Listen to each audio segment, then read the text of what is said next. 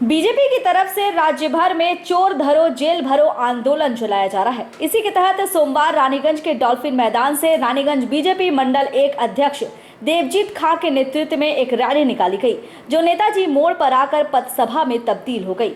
इस पथसभा में राज्य सरकार के खिलाफ आवाज उठाई गई। भाजपा नेता शमशेर सिंह ने कहा कि राज्य सरकार शिक्षा के क्षेत्र में खिलवाड़ कर रही है। 90 लाख से ज्यादा परीक्षार्थी एसएससी टेट की परीक्षा पास कर नौकरी की राह देख रहे हैं, लेकिन अभी तक उनकी नौकरी सुनिश्चित नहीं की गई है। रोजाना शिक्षक सड़क पर उतरते हैं, लेकिन उनकी मांग पूरी नहीं होती है।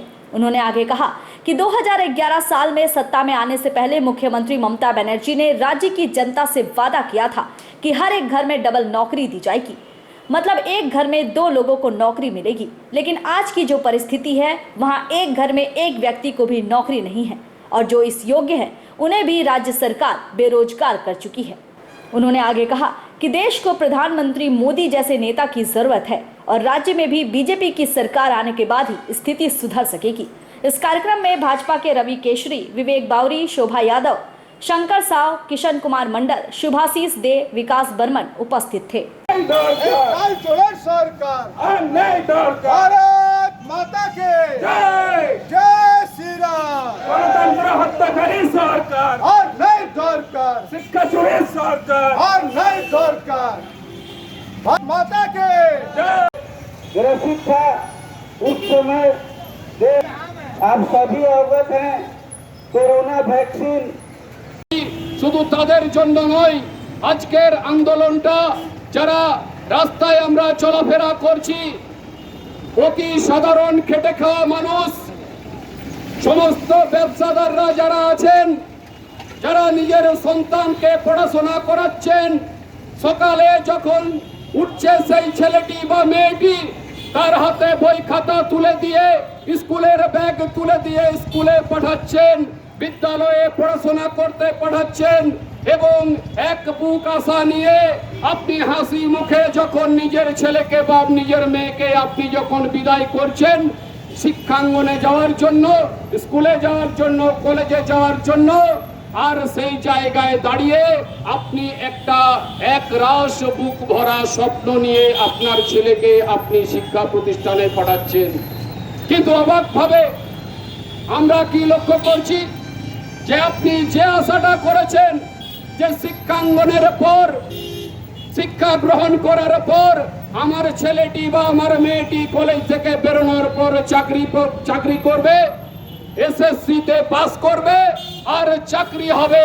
কিন্তু আমরা লক্ষ্য করছি বন্ধুগণ, দীর্ঘদিন ধরে আজ 11টা বছরের সরকার চলছে, এই 11 বছরের তৃণমূল সরকার পরিচালনায় একটা জায়গাও আপনি দেখাতে পারবেন না যে একটা জায়গাতেও এসএসসি পিএসসি রিক্রুটমেন্ট এরা করেছে, এরা সাধারণ মানুষকে চাকরি দিয়েছে। এরা চাকরি দেয়নি, হ্যাঁ এরা চাকরি দিয়েছে। এরা চাকরি কাকে দিয়েছে? পরেশ কন্যাকে দিয়েছে, যে 62% নাম্বার পেয়ে চাকরি করছে, অথচ 72% পাস করে 72% পেয়ে পাস করা যে সমস্ত ছাত্রছাত্রীরা রয়েছে তারা আজকে আন্দোলন করে মরছে। কলকাতার বুকে তারা আজকে অনশন করছে, আন্দোলন করছে, কেউ আত্মহত্যা করছে, কেউ কারো শরীর অসুস্থ হয়ে দীর্ঘদিন ধরে আন্দোলন করতে করতে অসুস্থ হয়ে কেউ হাসপাতালে ভর্তি হচ্ছে। আর যখন নিজের জীবনটাকে যখন তাদের ধিক্কার লাগছে, ঘৃণা লাগছে, যেই সরকারের ওপর বিশ্বাস হারাচ্ছে, যেই সরকার আমাকে চাকরি দেবে না, আর তখন তারা সেই আন্দোলন থেকে আজকে তারা সুইসাইড করতে যাচ্ছে।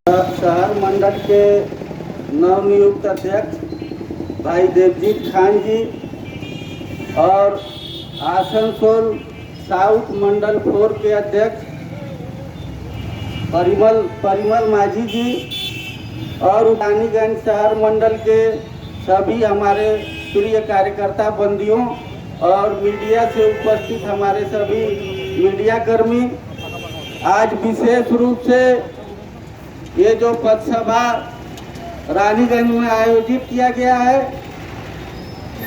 जिस तरह से बैनर में लिखा हुआ है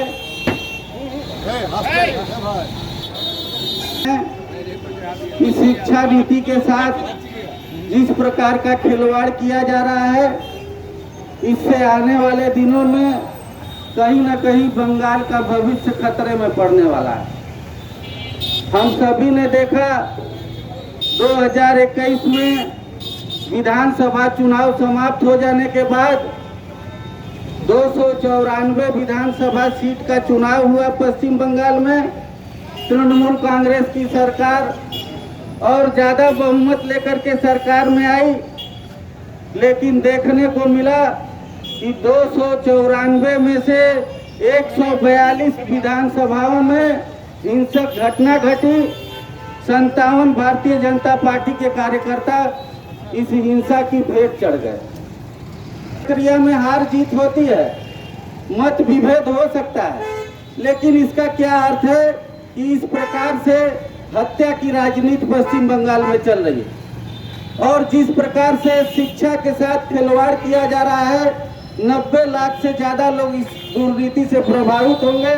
और मेरा ऐसा स्पष्ट मानना है कि बंगाल की शिक्षा व्यवस्था को ध्वस्त करने का काम तृणमूल कांग्रेस की सरकार ने किया है। और एक तरफ आप इस सरकार की अलोकतांत्रिक प्रक्रिया को देख रहे हैं और दूसरे ओर सेवा के 8 साल माननीय प्रधानमंत्री जी शासन नहीं सेवा में विश्वास रखते हैं, इसलिए वो सेवा के 8 वर्ष भी हम लोग मना रहे हैं। हम सभी ने देखा है कि जब विदेशी शक्ति के लोग, चाहे चीन के हों चाहे पाकिस्तान के हों, जब भारत के ऊपर आंख टेढ़ी करते हैं तो ये सशक्त और मजबूत सरकार का देन है जो भारत में चल रही है।